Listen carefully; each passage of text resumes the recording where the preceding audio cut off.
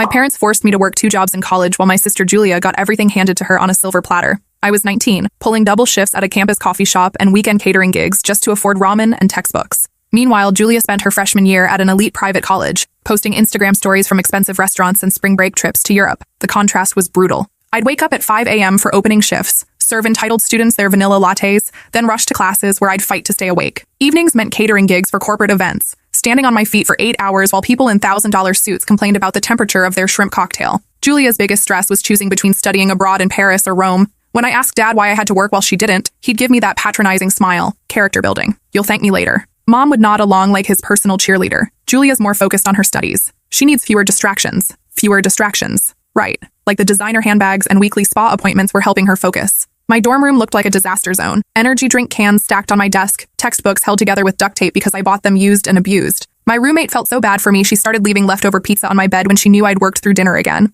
The physical toll was devastating. My hands were permanently stained from coffee grounds and dish soap. I'd developed a persistent cough from the steam and cleaning chemicals. My back ached constantly from lifting trays and standing for endless hours. I lost 15 pounds in my first semester because I couldn't afford to eat regularly. Meanwhile, Julia was gaining the freshman 15 from sorority mixers and late-night pizza parties funded by Mom and Dad's generous monthly allowance. The social isolation was almost worse than the physical exhaustion. While other students went to parties or study groups, I was wiping down espresso machines or carrying trays of canapes. I watched from the sidelines as my classmates formed friendships and relationships that I was too tired and too busy to participate in. When people asked what I was doing for winter break, I'd mumble something about working extra shifts while they discussed ski trips and family vacations. The divide between my life and theirs felt insurmountable. By sophomore year, I was surviving on 3 hours of sleep. My grades suffered while I scrambled between my psychology classes and serving lattes to students who complained about having to choose between 2 different BMWs for their birthday. The exhaustion was crushing. I'd fall asleep in lectures. My professors started giving me concerned looks. One even pulled me aside. "Are you okay? You look like you haven't slept in weeks." I laughed it off, told her I was fine, just busy. Inside, I was drowning. The coffee shop manager, Patricia,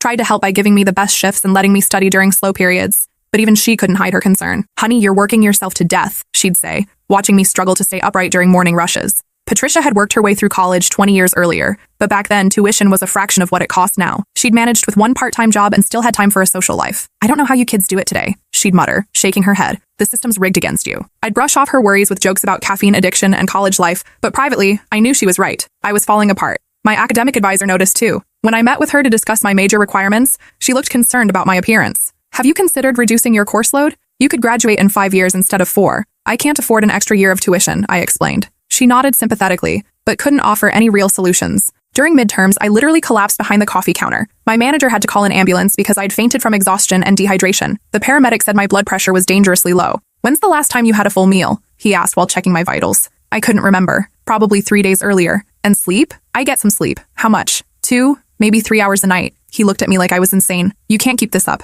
Your body is shutting down." The ER doctor ran blood tests and found that my electrolyte levels were critically low. I was severely dehydrated and malnourished. She wanted to admit me overnight for observation and IV fluids. "I can't," I told her. "I have to work tonight. You need rest. Your body is in crisis. If I don't work, I can't pay rent." She stared at me for a long moment, then sighed and wrote prescriptions for supplements I couldn't afford. Dad's response when Mom told him? "She's being dramatic. College is supposed to be challenging." Mom suggested I cut back on work hours, but Dad shut that down immediately. "She needs to learn the value of hard work. Julia understands sacrifice. This one just complains." The comparison stung because it was constant. Every phone call home included updates about Julia's academic achievements, her social activities, her bright future. My struggles were dismissed as character flaws. "Julia made Dean's List again," Mom would say, "and she's been elected to student government. You should be more like her." "I'm working 60 hours a week, Mom. When would I have time for student government? If you managed your time better, you'd find a way." The gaslighting was relentless. My exhaustion was laziness. My financial stress was poor planning. My declining grades were lack of motivation. Everything was my fault, while Julia's success was celebrated as natural talent and good character.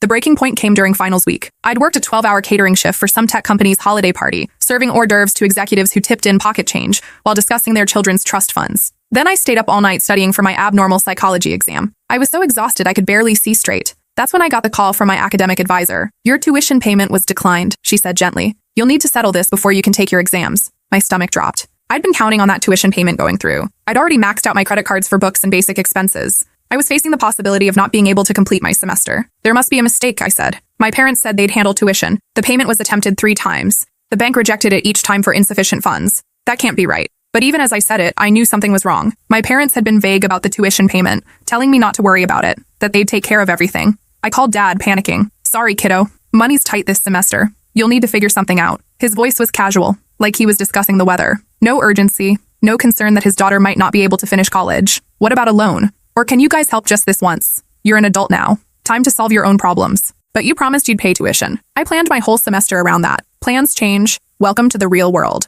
That same day, Julia posted a photo from her sorority's winter formal. The dress alone probably cost more than my monthly rent. She was holding champagne that cost more than I made in a week at the coffee shop. The caption read, "Grateful for parents who support my dreams." The knife twisted deeper when I saw Mom had commented with heart emojis and so proud of our beautiful girl. Something wasn't adding up. Dad owned a successful construction company that had been featured in the local business journal for its growth. Mom worked as a real estate agent in one of the most expensive markets in the state, consistently winning awards for her sales volume. Money tight? For tuition at a state school while they funded private college for my sister? I started digging. That night, instead of studying for finals, I researched my family's financial situation. I found Dad's company listed as a major donor to several local charities. Mom's real estate profile boasted about million-dollar home sales. Their social media showed recent vacation photos from Hawaii. These weren't people struggling with money. I also found property records showing they'd recently purchased a vacation home in the mountains. The down payment alone was more than 4 years of my tuition. Late one night, while working on a research paper about financial stress and family dynamics, I remembered Dad's home office. He always kept it locked, claimed it was for important business documents. He'd made a big show of installing a deadbolt and telling us kids never to go in there without permission. The lock was easier to pick than expected.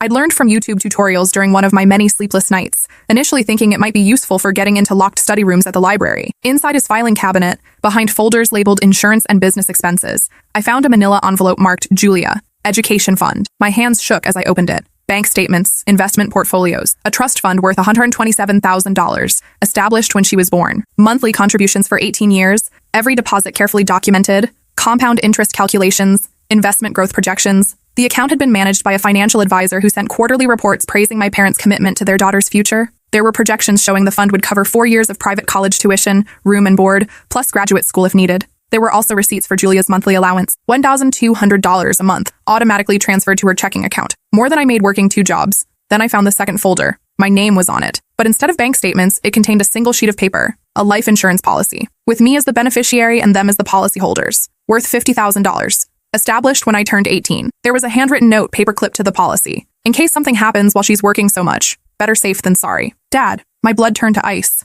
They weren't planning for my education. They were planning for my death. The implications were staggering. They knew my working schedule was dangerous. They'd seen me collapse, watched me deteriorate, heard about the health scares, and instead of helping, they'd bought insurance. I kept searching. In the back of the cabinet, I found a folder labeled Family Planning, Confidential. Inside were email printouts between Mom and Dad, dating back to when I was 16. The first email from Mom. The financial advisor says we can't fund both kids equally. We need to choose. The trust fund model works best with a single beneficiary for maximum growth potential. Dad's response, Julia has more potential. She's always been the smart one. Gets better grades, more focused, better social skills. The other one will figure it out. Hard work builds character. Mom's reply, what if she finds out about the trust fund? She won't. And if she does, we'll tell her it's about fairness. Some kids need more help than others. Julia's more academically gifted, so she deserves more educational investment. The emails continued for months. They discussed how to make me feel grateful for working, how to frame my struggles as beneficial for my development. They'd even consulted a family therapist about how to manage my likely resentment when I inevitably discovered the financial disparity. The therapist had warned them that financial favoritism could permanently damage family relationships and create lasting psychological trauma in the unfavored child. Dad's response, she'll get over it. Kids always do. And if she doesn't, that's her problem. We can't sacrifice Julia's future for her emotional issues. But the worst email was from Mom, sent just 3 months ago. I'm worried about her health. She looks terrible. Patricia from the coffee shop called me. She's concerned about the fainting episode. Maybe we should help with tuition this semester. Dad's reply, absolutely not. The trust fund is for Julia only. She agreed to maintain a 3.8 GPA in exchange for full funding. The other one can take out loans like everyone else. Character building, remember? Agreed. They had made an actual written agreement with Julia. Academic performance in exchange for full financial support, including a monthly stipend for living expenses. I'd never been given that option. I'd never even been told such an option existed. I found the contract, signed by all 3 of them when Julia started college. In exchange for maintaining her GPA and staying out of serious trouble, they would cover all educational expenses, plus provide a $1,200 monthly allowance for personal expenses, $200 a month. I made less than that working 2 jobs. There were additional clauses about graduate school funding, internship support, and even a post-graduation living allowance while Julia found her first job. I photographed everything with my phone, then carefully put the folders back exactly where I'd found them. My hands were shaking so badly I could barely hold the camera steady. The betrayal was overwhelming, not just the financial favoritism, but the elaborate deception. The years of gaslighting, making me believe my struggles were normal and necessary. The casual dismissal of my health concerns while they secretly prepared for my potential death. The next morning, I called in sick to both jobs and spent the day at the library, researching family trust law. I learned that as a family member, I had legal rights to information about any trust funds established for siblings, especially if parental assets were involved. I also learned that deliberately hiding financial resources while a child struggles with educational debt could be considered financial abuse in some states. The legal research rabbit hole led me to forums where other young adults shared similar stories. Children who discovered they'd been systematically excluded from family wealth, while siblings received full support. The psychological damage was consistent. Feelings of worthlessness, chronic anxiety about money, damaged relationships with family members. I wasn't alone, but that didn't make it hurt less. One forum post particularly resonated with me. They didn't just steal money from me. They stole my childhood, my health, my sense of self-worth. They watched me struggle and called it character building while secretly funding my sister's dreams. The financial cost is nothing compared to the psychological damage. That evening, I confronted them during dinner. I'd rehearsed the conversation a dozen times, trying to find the right words for an impossible situation. I want to talk about Julia's trust fund, I said calmly, setting down my fork. The color drained from both their faces. Dad choked on his water. Mom's hand flew to her chest like she was having a heart attack. What trust fund? Mom asked, but her voice cracked on every word. The $127,000 education fund you've been contributing to for 18 years. The one that's paying for her private college, her sorority fees, her European vacations, and her monthly allowance. Dad tried to recover, slipping into his authoritative voice. That's private family financial information. You had no right to go through my office, right? You want to talk about rights? What about my right to know that you deliberately chose to fund one daughter while forcing the other into debt and exhaustion? I pulled out the printed emails and spread them across the dinner table like evidence in a court case. Hard work builds character. She'll get over it. Kids always do. Mom started crying, but they weren't tears of remorse. They were tears of frustration at being caught. You don't understand. Julia has always been more academically gifted. You thought what? That I deserved less because I wasn't good enough? That working myself into the ground while you watched was somehow good for me? That's not what we meant, Dad said, but his voice lacked conviction. We just had to make difficult financial decisions. We can't fund everything for everyone, except you could. Your business is thriving. Mom's making 6 figures. You bought a vacation house last year. You just chose not to fund everything for me. I stood up and threw the life insurance policy on the table. You even took out a policy in case I died from working too much. How's that for planning ahead? The silence was deafening. Mom was openly sobbing now. Dad just stared at the documents like they might disappear if he looked hard enough. We never wanted anything to happen to you, Mom whispered, but you were prepared for it. You knew I was killing myself, and instead of helping, you bought insurance. That's not how, Dad started. That's exactly how it is. You watched your daughter work herself into the ground and took out life insurance instead of offering help. I walked to my childhood bedroom and started packing. Everything I owned fit in 2 suitcases and a backpack. Years of working had left me with no money for possessions. As I packed, I could hear them arguing in hushed tones in the kitchen. This is your fault, Mom hissed. I told you she'd find out eventually. How was I supposed to know she'd break into my office? Because she's smart, you idiot. The same intelligence you've been ignoring for years. Where are you going? Mom called after me as I loaded my car. To finish college without your help. Just like you wanted. You're overreacting, Dad said, following me down the driveway. This is exactly what I mean about your emotional instability. Julia would handle this more maturely. I stopped loading my car and turned to face him. Emotional instability? I've been working myself into the ground while you watched and called it character building. I've maintained a 3.2 GPA while working 60 hours a week. I've never asked for anything except basic fairness. The only unstable thing here is your parenting. He stepped closer, his face reddening. Don't you dare lecture me about parenting. I've provided for this family. You've provided for Julia. I've provided for myself since I was 18, and look how strong it's made you. Strong? I collapsed from exhaustion 3 months ago. I'm malnourished and chronically sleep-deprived. If that's your definition of strong, your parenting philosophy is broken. I got in my car and drove away. In my rearview mirror, I could see them standing in the driveway, finally facing the consequences of their choices. I moved in with my roommate permanently and took out student loans for my remaining tuition. The debt felt crushing, but it was honest debt. Money I owed for my own choices, not gifts I was denied for being the wrong daughter. I also sent copies of the emails to my extended family, including grandparents who had been contributing to what they thought was a shared education fund for both granddaughters. Turns out, they'd been giving my parents $500 a month since I was 12, specifically earmarked for my college education. My parents had been redirecting it to Julia's trust fund for years. My grandfather called me within hours. His voice was shaking with rage. I've been giving your parents $500 a month for your college fund since you were 12. Where did that money go? To Julia's private school and trust fund, apparently. The silence on the phone was deafening. Then, those sons of bitches. I'd never heard my grandfather swear before. Grandpa, no, don't defend them. I specifically asked that money to go to your education fund. They've been stealing from you for years. Within a week, my grandparents had established a separate education account directly in my name with a $15,000 starting balance, the approximate amount they'd been giving my parents annually. They also demanded a full accounting of where their previous contributions had gone and threatened legal action if my parents couldn't provide documentation. My parents tried to claim it was all a misunderstanding, that they'd been planning to help me eventually, that the trust fund was just a different financial strategy. But the emails proved otherwise. They'd never intended to treat us equally. The family civil war that followed was brutal and swift. My aunt called, furious. I've been giving them money for both kids' college funds for years. Are you telling me none of it went to you? My uncle demanded copies of all the documentation. This is fraud. They took money under false pretenses. My grandmother stopped speaking to my parents entirely.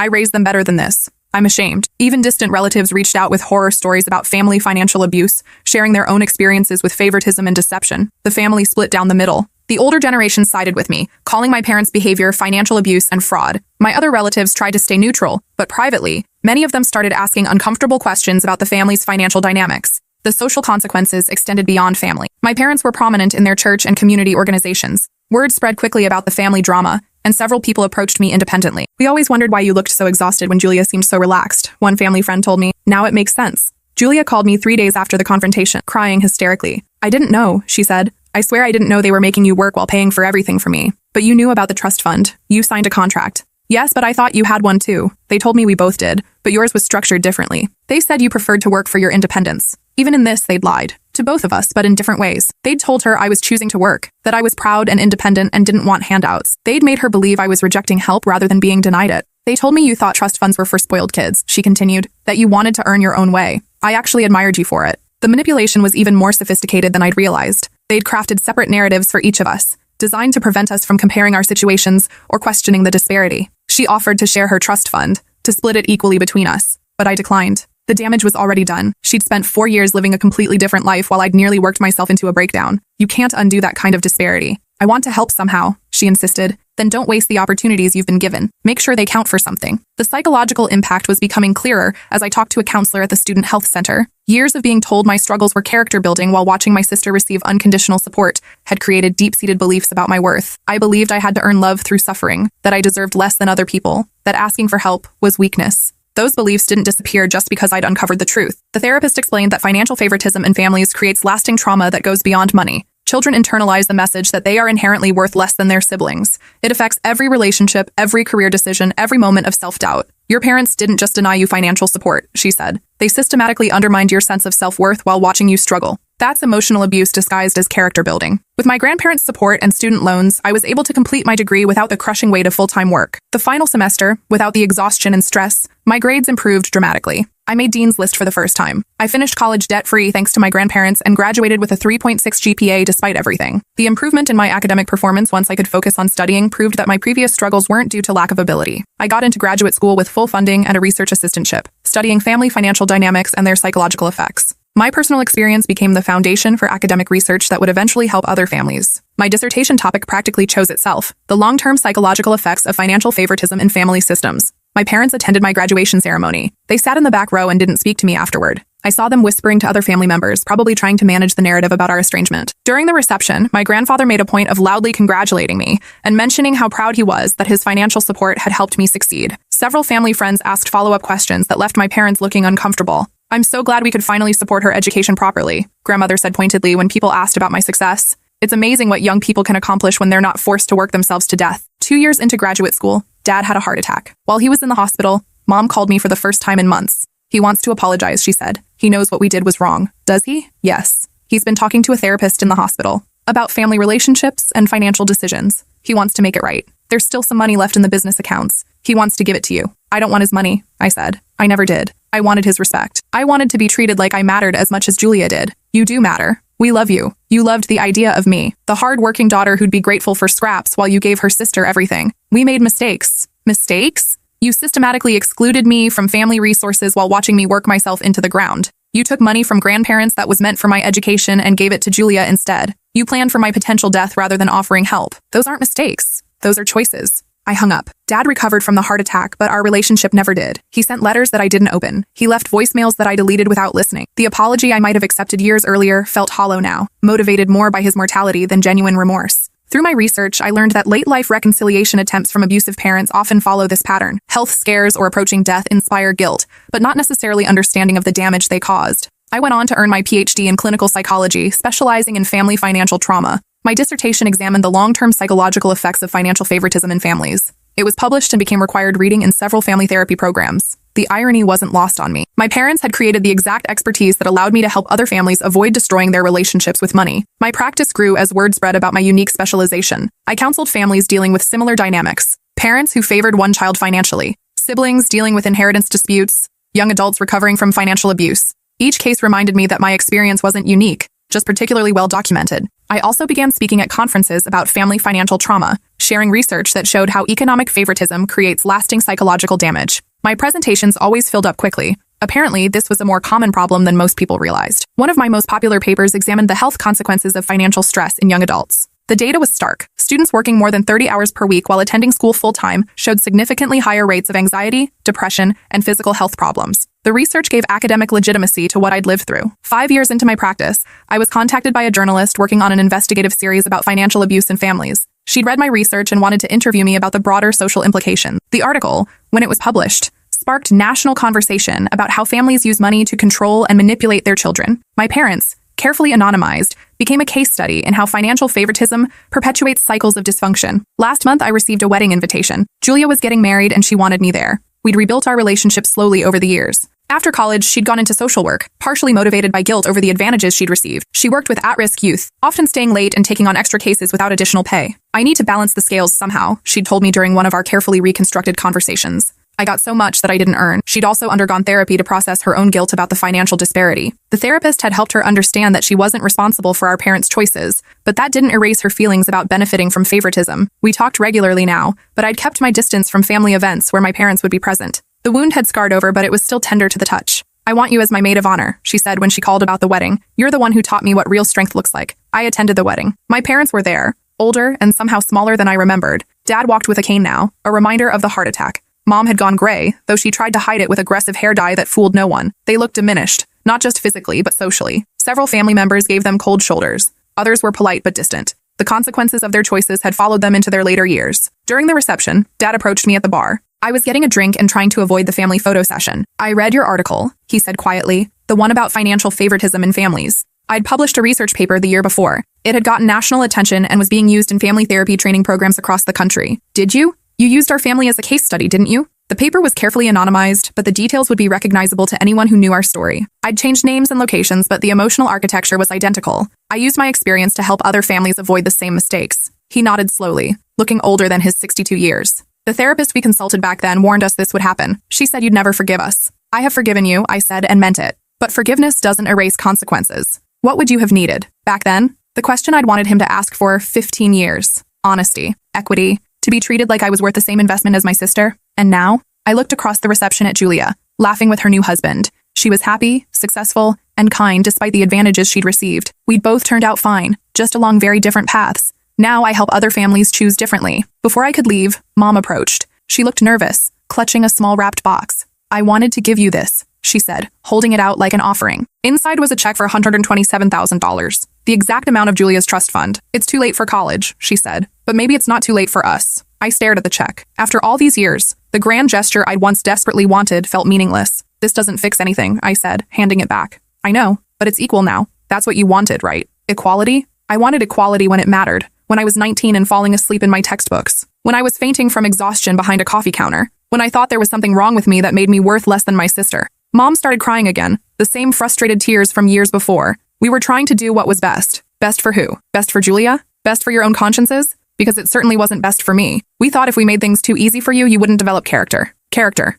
I laughed, but there was no humor in it. You know what builds character? Support? Encouragement? Being told you're worth investing in. Not watching your child work herself into the ground while you funded her sister's spring break trips. Dad had been listening from a distance, but now he approached slowly. We can't change the past, he said, but maybe we can do something about the future. The future? I looked between them. You mean your future, your guilt, your need for absolution before you get too old to live with what you did. That's not fair, Mom whispered. Fair? You want to talk about fair now? I took the check from the table and held it up. This is what fair looks like to you. A check. Money thrown at a problem you created through years of deliberate choices. I tore the check in half. I don't want your money. I never wanted your money. I wanted to be your daughter. I wanted to matter as much as Julia mattered. The pieces of the check fluttered to the floor. Dad bent to pick them up, his hands shaking slightly. We can write another one, he said desperately. You still don't understand. This isn't about the money. This is about the message you sent every single day for years, that I was worth less, that my struggles were good for me while Julia's comfort was necessary, that my potential death was worth insuring against, but not worth preventing. Julia appeared at my elbow, having noticed the commotion. What's going on? Your parents are trying to buy forgiveness, I said, with the exact amount of your trust fund. Her face went white. Mom? Dad? What are you doing? We're trying to make things right, Mom said. By throwing money at her? At my wedding? Julia's voice was sharp. This is exactly what she's been trying to tell you. You think everything can be fixed with money. We don't know what else to do, Dad said. and for the first time he sounded genuinely lost. I felt a flicker of something that might have been pity. But pity wasn't enough to bridge the chasm they'd created. You could start by acknowledging what you actually did, I said. Not just that you made mistakes. That you systematically favored one daughter over the other. That you took money specifically given for my education and gave it to Julia instead. That you watched me work myself into the hospital and called it character building. We acknowledge that, Mom said quickly. Do you? Because every conversation we've had, you've minimized it. Called it difficult financial decisions. Claimed you were doing what was best. You've never once said, we were wrong to treat you differently. We were wrong to watch you suffer. We were wrong to lie about the money. The silence stretched between us. Finally, Dad spoke. We were wrong. Wrong about what, specifically? He struggled with the words. We were wrong to treat you differently than Julia. And we were wrong to watch you struggle without helping. And we were wrong about the money. About taking your grandparents' contributions and giving them to Julia. It was a start, but the words felt rehearsed, like something his hospital therapist had coached him to say. Why? I asked. Why did you do it? This time, the silence lasted longer. Because we thought Julia had more potential, Mom whispered finally, and we were wrong about that too. There it was. The truth they'd been dancing around for years. Julia didn't have more potential. She had more support. She had parents who believed in her success instead of parents who thought struggle would make her stronger. You're right, Dad said, and his voice was hoarse. You're absolutely right. I know I'm right. I've spent years studying families like ours. I know exactly what you did and why you did it and how it affects children. The question is whether you actually understand the damage you caused or whether you just want me to stop being angry about it. Julia took my hand. Can I say something? I nodded. I've been in therapy for 3 years, dealing with the guilt of being the favored child. Do you know what that does to someone? Knowing your success came at your sister's expense? She looked at our parents. I can't enjoy anything I have because I know she suffered for it. I can't celebrate my achievements because they were bought with her pain. You didn't just hurt her. You poisoned my accomplishments too. Mom was crying openly now. We never meant. You never thought. Julia cut her off. You never considered what this would do to either of us. You just decided one daughter was worth more than the other and acted accordingly. The wedding reception continued around us, but our little family drama had created an island of tension. Other guests were starting to notice. We should take this somewhere private, Julia said. No. I was done hiding their failures. I've kept their secrets long enough. I spent years protecting their reputation while they destroyed mine. Please, Mom begged. People are watching. Let them watch. Let them see what financial favoritism looks like. Maybe it will help them make better choices with their own children. Dad was staring at the torn check on the floor. What do you want from us? He asked. Tell me what we can do to fix this. You can't fix it. You can't give me back the sleep I lost or the health I damaged. You can't undo the years of believing I was worth less than my sister. You can't restore the trust you broke or the relationship you poisoned. So that's it? We can never make amends? I thought about that question for a long moment. You can stop trying to make amends and start making changes. You can acknowledge the full scope of what you did without minimizing it or making excuses. You can understand that forgiveness doesn't mean reconciliation, and that acceptance doesn't mean relationship. We want a relationship with you, Mom said desperately. You had 18 years to build a relationship with me. You chose to build one with Julia instead. I'm not going to pretend those years didn't matter. Julia squeezed my hand. I'm sorry, she whispered, for all of it. You don't need to apologize. You were a child. You didn't choose how they treated us, but I benefited from it. And you've spent years trying to balance that out. You became a social worker. You help kids who don't have advantages. You turned privilege into purpose. She smiled through her tears. Is that enough? It's enough for me. I turned back to our parents. That's the difference between Julia and you. She took what she was given and used it to help others. You gave her advantages and expected her to be grateful for your generosity, not understanding the cost. We understand now, Dad said. Do you? Then prove it. Not with money or grand gestures. Prove it by changing how you talk about what happened. Stop calling it mistakes or difficult decisions. Call it what it was. Favoritism, financial abuse, poor parenting. We can do that, Mom said quickly. And stop expecting gratitude for paying for college tuition now. I'm 31 years old with a PhD and a successful practice. I don't need your college fund. That ship sailed a decade ago. Then what do you need? The question caught me off guard. What did I need from them? Honesty. Not just about the money, but about everything. About why you chose Julia over me. About what you told yourselves to justify it. About whether you would make the same choice again. Dad opened his mouth, then closed it. That last one's a hard question, isn't it? I said. Because you want to say no, you wouldn't make the same choice. But you're not actually sure. We wouldn't, Mom said, but her voice wavered. Really? If you had 2 daughters again, and one seemed more academically gifted, more socially successful, more likely to make you proud at dinner parties, you wouldn't be tempted to invest more heavily in that child? The hesitation was telling. We'd try to treat them equally, Dad said finally. Try. That's the problem. Equal treatment shouldn't be something you have to try to do. It should be automatic. The fact that you have to work at it means you still don't understand what you did wrong. Julia had been listening quietly, but now she spoke up. They still compare us, even now. In therapy, Mom talks about how proud she is that I'm a social worker, but then mentions how successful you are as if it's a competition. We don't mean it that way, Mom protested. But that's how it comes across. Like you're still measuring us against each other. I nodded. That's exactly right. You turned us into competitors instead of sisters. And even now, you can't see us as separate people with different paths. You see us as reflections of your parenting choices. The wedding band started playing and guests began moving toward the dance floor. Our intense family meeting was becoming increasingly conspicuous. I should go, I said. This is Julia's wedding. She shouldn't have to spend it managing family drama. Don't leave because of us, Julia said. Stay. Dance with me. Let's celebrate something good for once. I looked at my sister, beautiful in her wedding dress, trying to salvage joy from a painful moment. Okay, but they need to go. I turned to my parents. You should leave. Not because I hate you or because I'm punishing you, but because your presence here is a reminder of years of pain, and Julia deserves better on her wedding day. You're banishing us from our daughter's wedding? Mom asked, incredulous. I'm giving you an opportunity to put Julia's happiness before your own comfort, for once.